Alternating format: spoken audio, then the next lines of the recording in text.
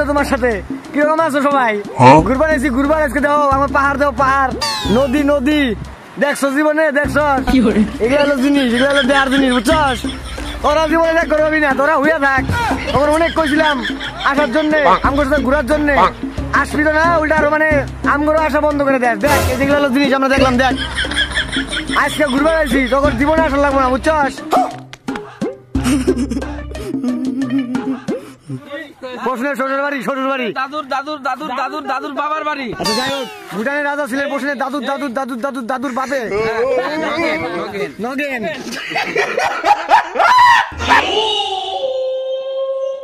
আর বন্ধুরা সবাই কেমন আছো? আশা করি খুব ভালো আছো। আজকে আমরা মারুতি গাড়ির মধ্যে বসে তারপর ব্লগটা শুরু করলাম সকাল সকাল। সপ্তমী অষ্টমী বেরিয়ে গেল, আজকে নবমীর দিন, মানে নবমী তো কালকে বেরিয়ে গেছে ভাই, মানে আজকে দিনটা আর কি নবমীতে আমরা ঘুরি আর কি। যাই হোক আজকে আমরা ঘুরতে মানে বেরোচ্ছি আর কি, সবাই মিলা, পাড়ার যত বন্ধু বান্ধব যারা সবাই রয়েছে এখানে যে যাওয়াটা রয়েছে। আমরা যাচ্ছি আজকে ভুটান গেটের এই সাইডে, আর পাহাড়ে যাবো, একটু পাহাড়টা দেখবো। অনেকদিন ধরে ভাই সেই পিকনিকের দিন গেছিলাম এর আগের বার ঠান্ডার সিজনে, তো অনেকদিন পরে কিন্তু যাইতেছি। তারপর তোমরা দেখো কে কে যাচ্ছে এখানে। शंकर जी का डमरू बाजे, पार्वती का नंदन नाचे। এখানে পোষের নন্দু অপু স্বাধীন, স্বাধীন ভাই ব্যস্ত নাকি রে ভাই? ভাই তুই কিন্তু ভাই ব্যস্ত মানুষ সব সময়। চলো রোডে দেখা হচ্ছে তোমাদের সাথে, আর বেশি কিছু বলবো না এখন। সো আমরা কিন্তু আজকেও অনেকদিন পরে সুন্দর একটা প্রাকৃতিক দৃশ্য নিয়ে শুরু করছি আজকের এই ব্লগ। এবারকার পুজোটা অষ্টমী নবমী দুটাই একদিনই পড়েছে, আর আজকে আমরা প্ল্যান করেছি সমস্ত বন্ধুবান্ধব এবং দাদারা মিলে ঘুরতে যাওয়ার প্ল্যান। যাবো আমরা ভুটান, আর দেখি ওদিকে কোনো পাহাড় পর্বত থাকলে ওদিক দিয়ে ঘুরে আসবো। আর পাশে রয়েছে ড্রাইভার দাদা, সবার সাথে একটু পরিচয় হয়ে নিলাম, একটু গাড়িতে ভেতরে ঢুকে আর কি গল্প সল্প করলাম। এদিকে কিন্তু চারপাশে খুব পূজা চলছে, এটা রকি ক্লাব আমাদের তুফানগঞ্জের। এই তুফানগঞ্জ হয়েই লম্বাপাড়ার ওইখান দিয়েই চললাম আমরা, সে আলিপুর রোড হয়ে সোজা চললাম একদম ভুটানের উদ্দেশ্যে আর কি। আমরা কিন্তু বন্ধুরা তুফানগঞ্জ পার হয়ে আমরা চলে আসলাম এখন ভুটান সাইডে, মানে ভুটান প্রায় এসে পড়েছে দেখতে পাচ্ছ। তাও মনে করলে আধা ঘন্টা, এক ঘন্টার পথ আছে এখনো। তো এইখানে ওয়েদার কিন্তু একদম পুরোপুরি চেঞ্জ। আমাদের এখানে যে গরম দেখলে, এখানে কিন্তু একদম আবহাওয়াটা পুরো চেঞ্জ, বৃষ্টি বৃষ্টি ভাব, এখন বৃষ্টি হবে না, কিন্তু মেঘলা আকাশ আর শান্তশিষ্ট আবহাওয়া। এখনও কিন্তু আমরা পাহাড়ের দেখা পাই নাই। এই জন্য রাস্তাঘাট দিয়ে যাওয়ার সময় কোনো পাহাড় ঘাট দেখবো, দূর থেকে কোনো দেখা যায়, দূর থেকে পাহাড় দেখার মতোটাই আলাদা, কিন্তু সামনে গেলে সেই পাহাড়ের মতোটা থাকে না। যাই হোক আমাদের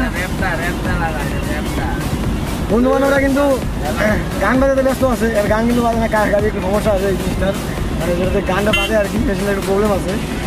তো যাইতেছি এমনিতে মোবাইলের গান বাজে ভাই। আর তুমি তো জানোই ভাই, কোনো জায়গায় একটা ঠিক গেলে, মানে আমি পিকনিকে গেছিলাম, কিরকম মজা করছিলাম, আর ওখানে একটা মানে রাস্তা থেকে যাইতে যাইতে তখন একটা গান বাজা যাওয়া যায়, কতটা মজা হয়। তো যাই হোক ভাই, আবহাওয়াটা ভালো লাগছে, আস্তে আস্তে তোমাদের সমস্ত কিছু দেখাবো। এটা কিন্তু ব্যাপক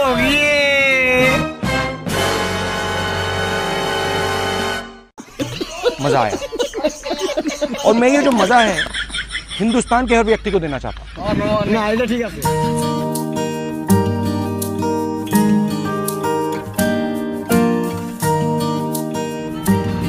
কাশফুলের বাগান, বাহ,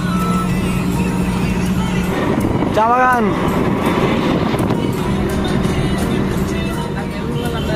বন্ধুরা এখানে এসে একটা জিনিস ভালোভাবে লক্ষ্য করা গেল, এদিকে কিন্তু আজকে দশমী হচ্ছে, মানে এক জায়গায় পুজো ছিল, এখানে দশমী হচ্ছে। আর এখানে কিন্তু সুপারি গাছ এই অঞ্চলে আর কি বেশি দেখা যায়। পাহাড়ি অঞ্চলে কিন্তু আমরা ঢুকে পড়েছি অলরেডি, রাস্তাঘাট থেকে বুঝতে পারছো যে কিন্তু উঁচু নিচু ঢেউগোলা মানে রাস্তা সব, আর একদম প্লেন রাস্তা এক ধরনের, চারপাশে জঙ্গল, এই সাইডে জঙ্গল থাকে, সুন্দর একদম, মানে আবহাওয়াটা খুব সুন্দর। আর এখানে আজকে দুজনকে দেখলাম দশমী, আর এদিককার মানুষরা হলো যে চাইনিজ মানুষরা, বাড়িঘর সব কিছু চাইনিজদের মতো, চাইনিজ মানে ভুটানিয়া, মানে পাহাড়ি অঞ্চলে যারা থাকে আর কি বসবাস করে তাদের মধ্যে আর কি সবাই বাড়িঘর থেকে শুরু করে মানে মুখে সব কিছু একই। একটা বাড়িঘর সব জায়গায় সুপারি গাছ রয়েছে, সব গাছ, এদিকে সুপারি বাগান, একদম সুপারি গাছে।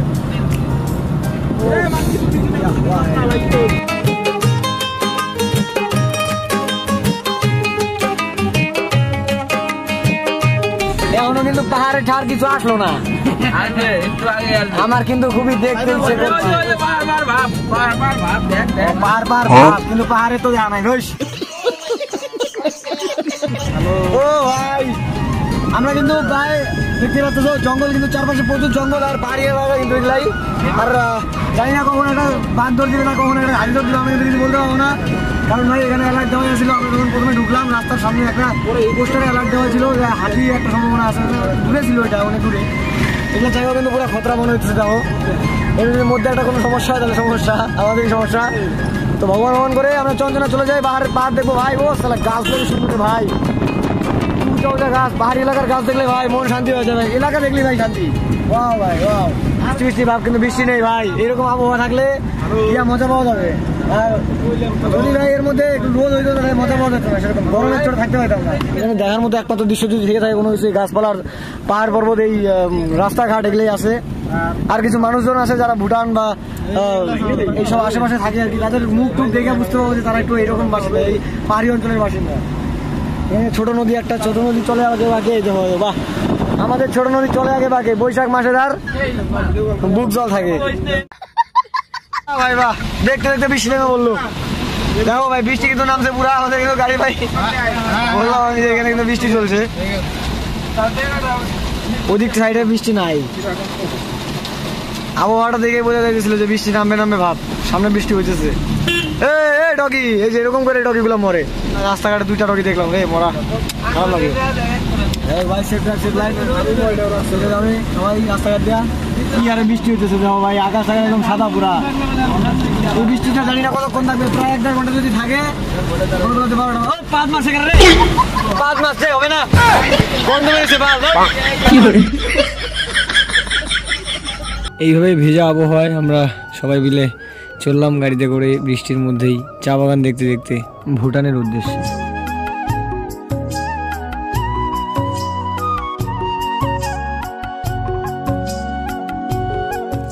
পাহাড়ি অঞ্চলের গ্রামাঞ্চলের কথা আমি অনেক শুনেছি, বইয়ে পড়েওছি, কিন্তু এই দৃশ্যগুলো নিজের চোখে না দেখলে হয়তো বিশ্বাসই করতাম না। এরকম বৃষ্টি ভেজা দিনে একটা চা বাগানকে এই বৃষ্টির মধ্যে ভিজতে দেখা এবং মাঝে মাঝে বড় বড় গাছ দাঁড়িয়ে থাকা, এইসব দেখার একটা আলাদাই অনুভূতি রয়েছে। তার মধ্যে পাহাড়ি অঞ্চলে কখনো গিয়ে সিজনটা অনুভব করলে তোমরা বুঝতে পারবে। আমরা কিন্তু অনেক দূরে এসে পড়েছি, নেপালি বস্তি। নেপালি বস্তি কিছুটা দূর, এটাই মনে হয়, হ্যাঁ এটাই নেপালি বস্তি। আর তারপরে পাশাখা, এটা হলো 8 কিলোমিটার ডান দিকে। দেখা যাচ্ছে পারো 48, একটু দেখা যাচ্ছে একটু রোদ্রের প্রভাব দেখা যাচ্ছে হালকা। সানগ্লাস আছে না, না লাগতেছে। ও সালা বস, এই দে আর পোজ দে।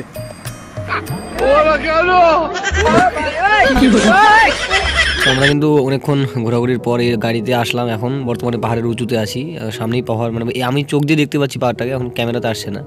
যাই হোক তোমরা থাকো, দেখো সামনেই পাহাড়টা দেখা যাবে। এদিকে এক জায়গায় পুজো হচ্ছিলো, তখন দুর্গা পুজো এদিকেও হচ্ছিলো, সব জায়গায় ওয়েস্ট বেঙ্গলের বেশিরভাগ জায়গায় হয়। এই তো পাহাড়টা দেখো, এদিকে পাহাড়, আবার ওই সাইডেও পাহাড় ছিল যেটা ক্যামেরায় শো করতেছিল না। যাই হোক এখানে দেখো রাস্তাঘাটগুলো দেখছো ভাই, সব মানে খুব ঢালু তো, আর উঁচু, খুব উঁচু তো, সব ধীরে সুস্থির, একদম কোনো তাড়াহুড়া নেই, সবাই রিল্যাক্সে যাচ্ছে এখানে। আর আমাদের গাড়িটাও আস্তে আস্তে আগাইতেছে আর কি। সামনে আমরা, আমাদের ডেস্টিনেশন এখনই না, ভুটানের গেট আছে ওইখানে আমাদের ডেস্টিনেশন, সামনে আমরা যাচ্ছি। আর একটা জয়গাঁও এই সাইডে যাবো এখন, দেখি ভুটানের গেটটা দেখাবো তোমাদের, সব কিছু দেখাবো। ওই দেখো পাহাড়ের দিকে, বললাম না ক্যামেরাতে শো করতেছিল না, এই দেখো কত সুন্দর ভাই। দূর থেকে পাহাড় দেখার মজাটাই আলাদা, সামনে থেকে যতটা ভালো তার থেকে দূর থেকে দেখারই মজাই আলাদা। সব থেকে ভালো আমার এই জিনিসটা লাগলো, একটা মানে মূর্তি আর কি, স্ট্যাচু। যাই হোক এই বাজারটা, এই যে আশেপাশে যে বাজারটা দেখছো, এটা কিন্তু একটা বাজার। আর এখানে মানে সমস্ত মালপত্র এমনভাবে বিক্রি হয় যে মানে চাইনিজ কিছু কিছু মানে জায়গা আছে যে যেখানে আর কি ইলেকট্রনিক্সের মার্কেট এবং ভালো ভালো মানে জিনিস আর কি পাওয়া যায়, যেমন চক বাজারগুলো থাকে ভালো ভালো জায়গায়। তো সেই সব জিনিস মানে এভরিথিং এই জায়গায় পাবে। আর ফুটপাতে প্রত্যেকটা যে ছাড়তির দোকানগুলো দেখতেছো, টেম্পার গ্লাস, মোবাইলের কাভার, এক্সট্রা এক্সট্রা জুতা, মানে অনেক ধরনের জিনিসের মানে দোকান আর কি। এগুলো সব কম দামে বেশি দামে, মানে সব জায়গায় সব ধরনেরই আছে। আর শোরুমে গেলে তো কথাই নাই ভাই, পকেট ছুলে নিয়ে নিবে টাকা। অনেক ঘোরাঘুরির পর এখন চলে আসলাম এই তো আমাদের ডেস্টিনেশন, ভুটানের গেটের সামনে। কিন্তু আমাদের একটাই আফসোস মানে হইলো এখানে এসে, যে কি আমরা ভুটানের ভেতর প্রবেশ করতে পারলাম না, কারণ এখানে ঢুকতে গেলে কি মানে আমাদের গাড়ি নিয়ে ঢোকা যাবে না, রিজার্ভ গাড়ি নিয়ে ঢোকা যাবে না। ওই তো এই সাইডে ভুটানের গেটটা, মানে এখানে সমস্ত গাড়ি ঘোড়া আর কি, মানে গেট তো সমস্ত গাড়ি ঘোড়া আর কি ওয়েস্ট বেঙ্গলের এই সাইডে থাকে। তো আমাদের যারা আর কি রিজার্ভ করে যায়, তো তাদের ঢোকা এলাও না, ওখানকার থেকে এক্সট্রা করে গাড়ি নিতে হয়। তারপর ওরাই চার্জ নেবে, 3-4 হাজার টাকা চার্জ নেবে তোমাদের ভুটান। ওই তো ভুটান গেটটা দেখো, আমি দেখাচ্ছি, এই দেখো সামনে ভুটান গেট। বাহ কি সুন্দর দেখা যাচ্ছে ভাই। শ্যাডো ফাইট যখন খেলতেছিলাম ওই ইসের মধ্যে দেখতেছিলাম এরকম একটা গেট লাস্ট একদম মিশন কমপ্লিটের সময়। বাহ কি সুন্দর। সর্বপ্রথমেই গেটের ভিতরে ঢুকতে গেলে আমাদের আধার কার্ড ভোটার কার্ড সব চেক করে তারপর ঢুকাবে। আর একটা যে কোনো একটা লাইসেন্স হলেই হয়, মানে আধার কার্ড কিংবা ভোটার কার্ড যে কোনো একজন পার্সোনাল একটা জিনিস থাকলেই হয়। আর মেন কথা যেটা আসল থাকতে হবে, কোনো মোবাইলে ফটো থাকলে হবে না। আর এখানে যেটা আমি যে বললামই গাড়ি, আমাদের যে রিজার্ভ গাড়ি এটা নিয়ে ঢোকা যাবে না, এখান থেকে রিজার্ভ করে তারপর ঢুকতে হবে। ওরাই ঘোরাবে তোমাদের কোন কোন ঘোরানোর জায়গা আছে, তারপর ঘুরিয়ে আবার এখানে তোমাদের দিয়ে যাবে, ঠিক আছে। মেন কথা হলো একটা অজানা জায়গায় ঘুরতে গেলে সেই জায়গাটা সম্বন্ধে ভালোভাবে না জেনে, তাদের রুলস ভালোভাবে না জেনে গেলে যা হয় আর কি। A few moments later. এই হলো ভুটানের পাশে একটা পূজা হয়েছে, দুর্গা পূজা। প্যান্ডেলটা পুরোপুরি ডেলি আর কুলা দিয়ে বানিয়েছে, ডেলি তো না, কুলা দিয়ে বানিয়েছে। তো যাই হোক, এটার ভিতরে এখন যাবো, তোমাদের দেখাচ্ছি ভিতরে। মন্দিরটার ভেতর দেখো সম্পূর্ণ মানে বাঁশের আর কি, ডেলি কুলা এইসব দিয়ে বানিয়েছে, ঠিক আছে। এই যে মন্দির, ঠাকুর মূর্তি। আর এই যে এই সাইডে কিন্তু এটা কিন্তু কালী মন্দির, মানে অ্যাকচুয়ালি এটা সেটই আর কি, এখানে থাকি সবসময় থাকে, এটা একটা মন্দিরই। তো এখানে পুজো করা হয়েছে সামনেই, যাই হোক দুর্গা পুজো করা হয়েছে, ভালো হয়েছে। আর সামনে কিন্তু প্রসাদ বিতরণ করছে, এখানে সবাই কিন্তু প্রসাদ খাচ্ছে, আমরা কিন্তু একটু খেয়ে নেবো। আমি আর সোনামণি আছি এখন। 2000 years later.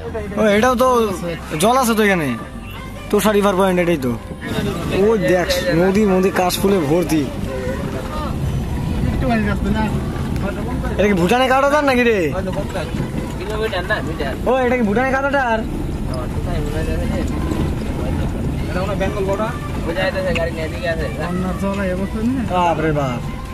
রাস্তার মধ্যে চান করে থাকা এমন জায়গায় আসছি, এখানে এলো রাস্তা দিয়ে জলের স্রোত যাচ্ছে, আর এত মানে কি বলি, জল চারপাশে, ধান ক্ষেত, তারপর জল, মানে পাহাড়ি অঞ্চল তো, আশেপাশে বলা মুশকিল। পাহাড়গুলো দেখো, এই সাইডে ডান পাশে পাহাড় আছে, পাহাড়গুলো দেখো ভাই, সামনে কিন্তু একদম সামনে, সব সামনে। এর মধ্যে অনেক কিছু আছে, কেমিক্যাল আছে, পেস্টাম আছে, মিথেন গ্যাস আছে, সব আছে। ওই বাজারের মধ্যে যে আরে আবর্জনাগুলো দেখলাম, ওই আবর্জনাগুলো তো আবার এই জলের মধ্যে ভাইজা আসে নাই।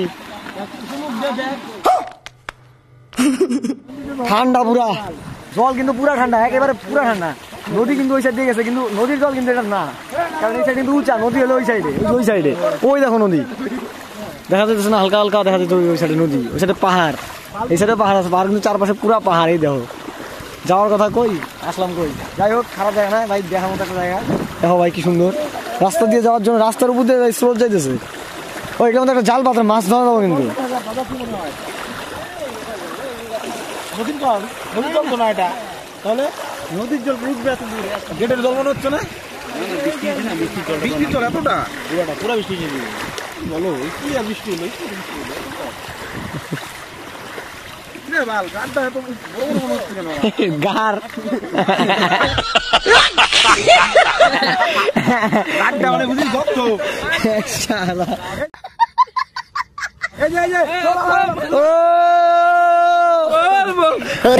मंजिल मिल गया।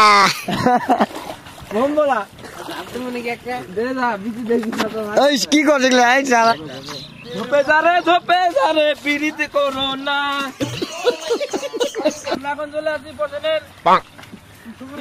প্রশ্নের শ্বশুর বাড়ি দাদুর বাবার বাড়ি। আচ্ছা যাই হোক, ভুটানের রাজা ছিলেন প্রশ্নের দাদুর বাপে নগেন। দেই বসেন দেই একটু দাদুর প্রশ্নের শ্বশুর বাড়ি আমরা চলে আসলাম। এই জায়গায় স্নান করলে একজনের হাড্ডি বাসলে খুঁজে পাওয়া যাবো কত তুই। এখানে যদি একটা মানে সাঁতার না জানা ব্যক্তিকে ছেড়ে দেওয়া যায়, ওর অবস্থা এখান থেকে আর ফিরে আসতে পারবে না, এটা তো কনফার্ম। লাস্ট ওর শরীরের অবস্থা যে কী হবে সেটা তো আরও বললামই না, এই নদীর যে অবস্থা। আর আশেপাশে যে পাহাড়গুলো ভাই একদম দেখার মতো, সুপার ভাই নাজারা একদম। সামনে আবার ঝর্ণা আছে, একটা অসাধারণ ঝর্ণা, দেখাই দিছি তোমাদের সব কিছু। দেখো ভাই আমাদের পাহাড় থেকে ডাইরেক্ট জল নিচে কেমন করে নামে, আর ধস কেমন করে নামে এখানে দেখো, ঝর্ণা ফেল ভাই, ঝর্ণা ফেল। ও ভাই ঝর্ণাটা তো ছেড়ে আমরা পাহাড়ের উপরে আছি। আরে দেখ ভাই দেখ, কোন জায়গায় আছি দেখ, জীবনে আসবার পাবি না দেখ বাড়ি, বুঝছস? দেখ ভাই পাহাড় নদী খেলা নিয়ে আসছে তারে। थैंक्स लव यू ভাই।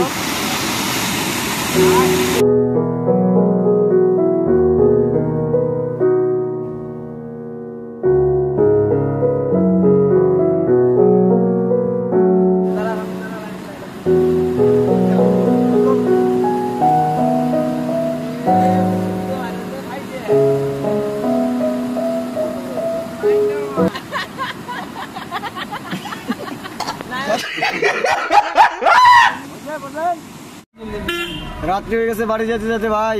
তো সারাদিন খুব ভালোই কাটলো আজকে ভিডিওগ্রাফি ফটোগ্রাফি করে। আর বন্ধু বান্ধব কিন্তু সারাদিন এইভাবে ঝাপাঝাপি লাফালাফি করে ব্যস্ততা একদম ল্যাপস হয়ে গেছে, ঘুমাইতে ব্যস্ত এখন সবাই। টাটা, গুড নাইট, সবাইকে ভালো থেকো, সুস্থ থেকো এবং ভিডিও এখন থেকে আবার নতুন করে দেওয়া শুরু করব। তো দেখা হচ্ছে।